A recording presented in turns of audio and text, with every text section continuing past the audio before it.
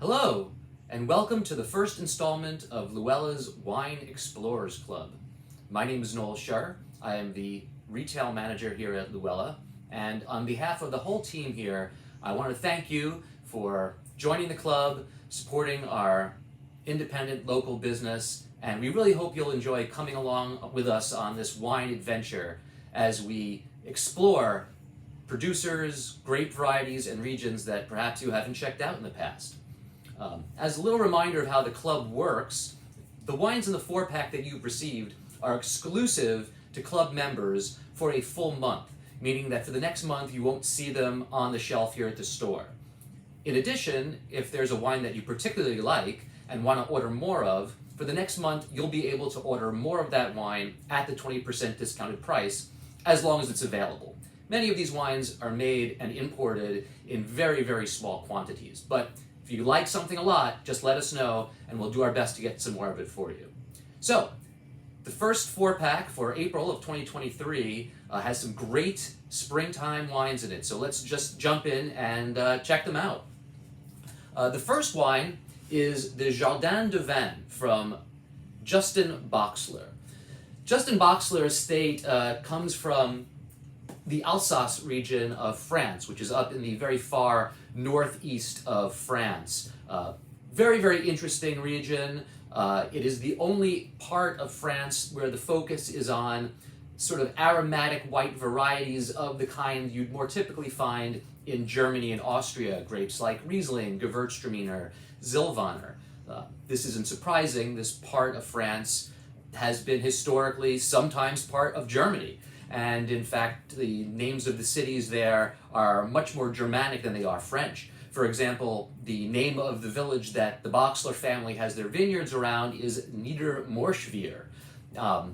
This Boxler family is a long historic family in the region. They have been farming land in this area since 1672, and the current generation, the brother and sister Charlotte and Florent Boxler, are the 11th generation of the family that had been working these vines.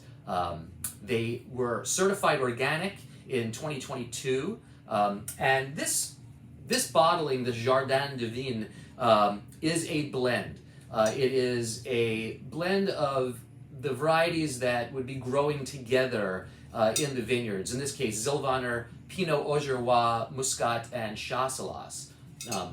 The most famous wines from Alsace are typically single variety bottlings of Riesling or Gewürztraminer, but it is very traditional for them to bottle these sorts of blend cuvées. You'll sometimes see the word Edelsvicker written on a label of Alsatian white wine, and that is another term for this type of blend. The soil here is what they would call in French marne and calcaire. So marne are soils that are comprised of millions of years worth of fossilized sea life. Calcaire is, of course, calcareous soil. They work the vineyards here completely organically. As I said, they were certified such in 2022. The harvest is done completely manually, entirely by hand. The fermentation is done spontaneously. So in other words, they don't add any yeast to the grape must when they begin the fermentation, and they carry out this fermentation in large neutral oak casks, so there's no influence of wood on this wine.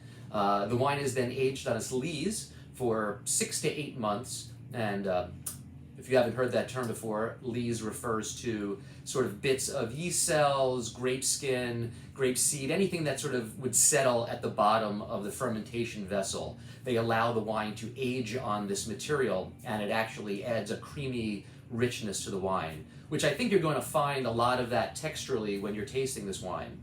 On the nose, the wine is typically beautiful Alsace. White flowers, little notes of tropical fruit, a little bit of a peachiness.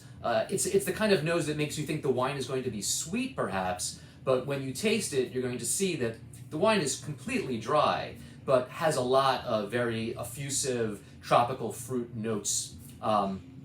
Again, very, very small production here. 250 cases total are produced of this wine every year. This is typical of most small families making wine in Alsace. all the vineyards are located on fairly steep hillsides, so working them manually is absolutely necessary because you couldn't drive a tractor in these vineyards even if you wanted to. The next wine is one that I'm really excited about. This is the Supernova from Can Verdura. Can Verdura is, as it says on the label, viticultura, on miniatura. In other words, wine growing on a tiny scale. And this wine comes from the island of Majorca. For me, I have not tried a lot of wines from Majorca, so I was very, very excited to check out this producer. Can Verdura is the project of a young winemaker named Tomo Yabreu. He started this winery in 2012, basically built his own winery and was a former car garage in the micro-region of Binissalem in Majorca.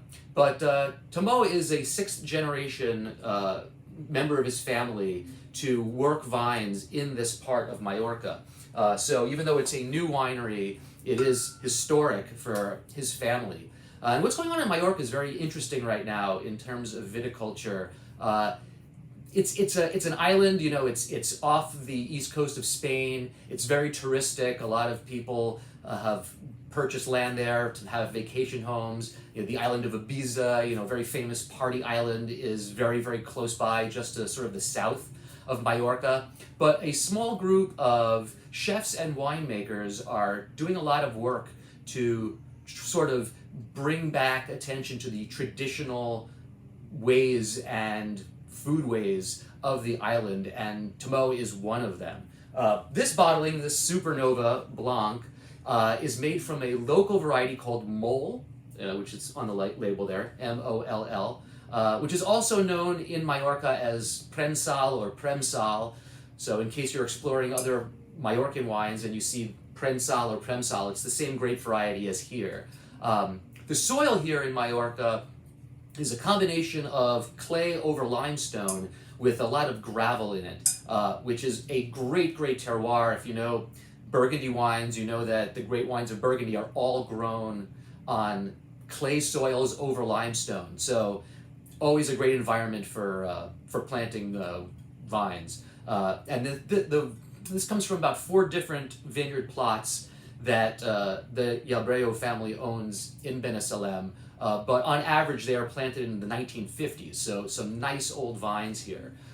It was all stainless steel fermented, and then 20% of the wine gets aged in older French barrels. So again, not a lot of influence of oak here. And this wine is a fantastic wine for spring and summer. It's minerally, it has kind of a nice sea salt brininess. If you're having any sort of fish, raw oysters, grilling some shrimp, this is going to be fantastic, or, you know, just on its own as an aperitif. This wine, 800 cases only produced. Moving on to the reds, the first of the 2 reds comes from Italy, from the Alto Piemonte, the very, very high north of Piedmont. And this is Colombera and Garella. This is the Coste della Sesia. So a little bit about the Alto Piemonte. You know, the Piedmont region is, of course, most famous for Barolo, Barbaresco, both 2 appellations famous for their Nebbiolo wines that typically are very structured, very tannic, extremely complex, but need many, many, many years to age into drinkability. The Alto Piemonte is an interesting area. The soil up in this part of the Piedmont is volcanic. 300 million years ago, a volcano erupted and created the base soils for this area. And these volcanic soils are much higher in acid, which imparts kind of a brighter, juicier, more lively character to the wines grown in this region, even ones like this, primarily made with Nebbiolo. This label is the project of 2 winemakers, Giacomo Colombera, who's actually the viticulturalist, the wine grower, and Cristiano Garella, who is the official winemaker. The blend here is 70% Nebbiolo, and then 15% each of Croatina and Vespolina, 2 other native varieties to this part of Italy that, again, kind of blended with the Nebbiolo, give the wine a juicier, brighter quality, allowing for the wine to be drunk a little bit younger. Vinified entirely in stainless steel, and then it's aged for 7 months in primarily cement tanks, about 80% in cement tanks, the rest in old oak. This wine has beautiful sort of dried rose petal on the nose, on the palate, classic black cherry notes, leather, smoke. You could definitely taste the volcanic influence of the soil. There's sort of a flinty smokiness to it. Beautiful wine to have with roast chicken, definitely steaks on the grill, and risotto. You know, if you're doing like a mushroom risotto, this is beautiful because even though it's a red, it's like I said, it's a lighter, brighter red that you don't necessarily have to have a real, you know, meaty dish with it. 375 case total production of this wine. Finally, we're going to go head back to France. This is a Crozes Hermitage. This is Les Quatre Vents, Crozes Hermitage, Les Pituettes. So Crozes Hermitage is an appellation in the northern part of the Rhone Valley, where Syrah is the primary variety grown for the red wines, and it is primarily a red wine region.